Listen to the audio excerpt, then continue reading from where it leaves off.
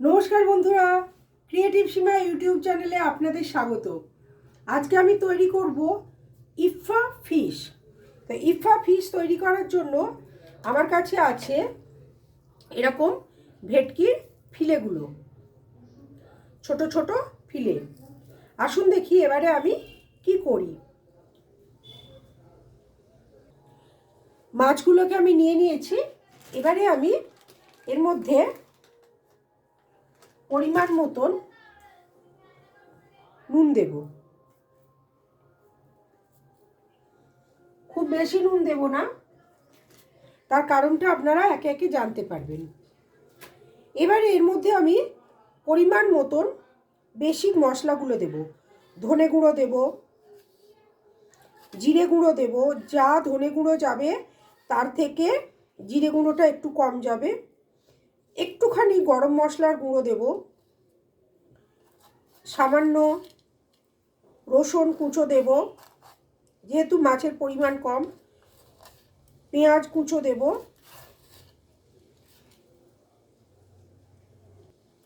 টক দই দেব,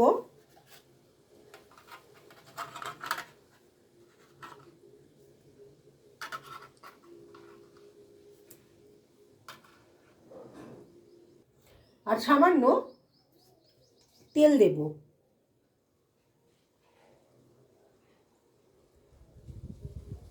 এটাকে ওভারনাইট মানে সারা রাত ম্যারিনেট করে রাখতে পারলে খুব ভালো হয়।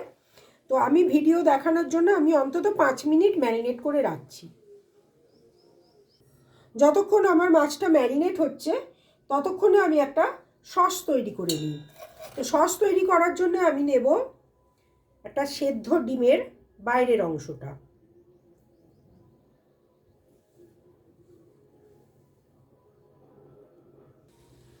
এই যে সেদ্ধ ডিমের বাইরের অংশটা নেব আমি চিজ।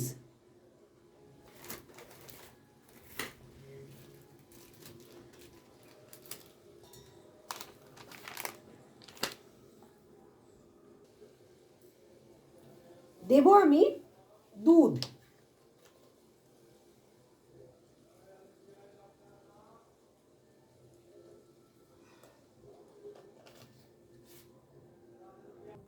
এবারে আমি এটাকে ব্লেন্ড করে ফিরে আসছি।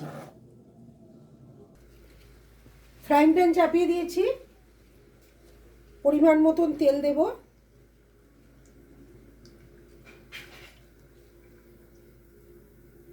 আর যেহেতু ভেটকি মাছ সেহেতু তেলটা খুব কম লাগে।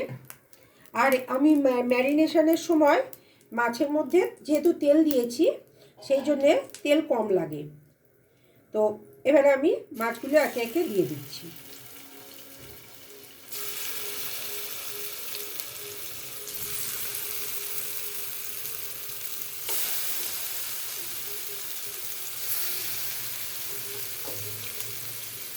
একটু ধিমে আছে রান্নাটা করব। আমি এবার এটাকে চাপা দিয়ে দিলাম। এক পিঠ ভাজা হয়ে গেছে, আমি এবারে এটাকে উল্টে দেব।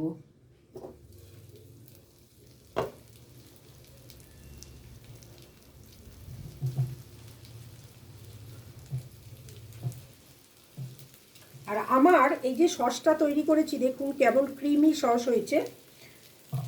আচ্ছা, এগুলোকে আমি এবারে উল্টে দেব।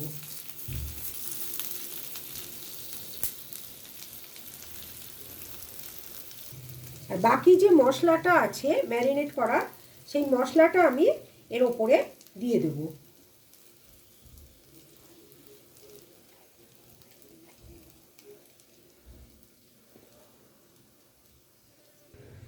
আমি এবার ঢাকা দিয়ে উল্টো পিঠটা ভেজে নিয়ে ফিরে আসছি। খুব সুন্দর গন্ধ বেরিয়েছে। এবারে আমি এটাকে ঢাকনাটা খুলে দিলাম। আর এই যে আমি সসটা বানিয়ে রেখেছি এই সসটা আমি ওপর থেকে দিয়ে দেব। যার জন্য আমি বলেছিলাম নুনটা খুব কম পরিমাণে যাবে।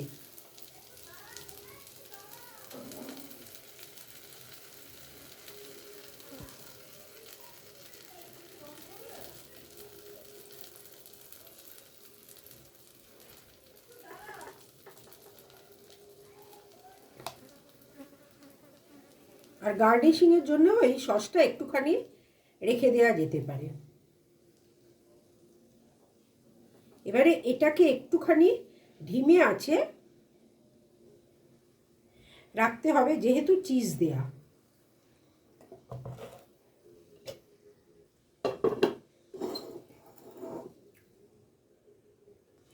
আপনারাও এই রেসিপিটা তৈরি করে খেয়ে দেখবেন, আর অবশ্যই কমেন্ট করে জানাবেন। প্লিজ প্লিজ প্লিজ আমার এই রেসিপিটা বা চ্যানেলটা শেয়ার করবেন অনেক করে, আর সাবস্ক্রাইব করতে বলবেন। কেমন লাগলো? এটা আমি বেশিক্ষণ রাখবো না, কিছুক্ষণ বাদে তুলে নেবো, কেন এর মধ্যে শুধুমাত্র সেদ্ধ ডিম আছে, সেটাও রান্না করা, চিজ খাওয়া যায়, দুধ আছে, তাই এটাকে বেশিক্ষণ রাখবো না। আমি গ্যাসটাকে কিছুক্ষণ বাদে অফ করে দেব। এবার আমি গ্যাসটাকে অফ করে দিলাম। দেখুন এর টেক্সচারটা কি সুন্দর হচ্ছে। এটা আমি ঢাকা দিয়ে রাখবো, এখন একটু স্ট্যান্ডিং টাইম দেব, তারপরে আমি প্লেটে তুলে নেব।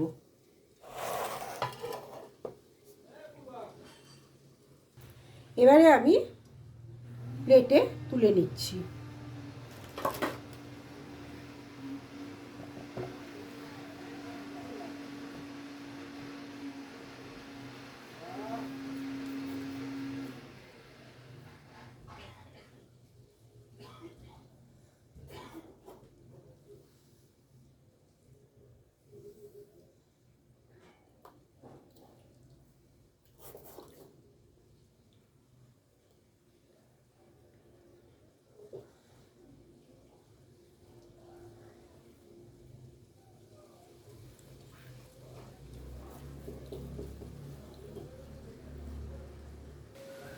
এবারে আমি এই সসটা উপর থেকে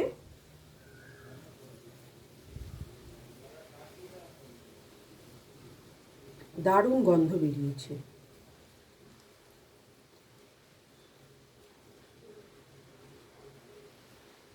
এটা রুটি পরোটা দিয়ে দারুণ জমে যাবে। হয়তো ফ্রাইড রাইস দিয়েও কেউ খেতে পারেন, কিন্তু আমার মনে হয় রুটি পরোটা দিয়েই ভালো জমবে।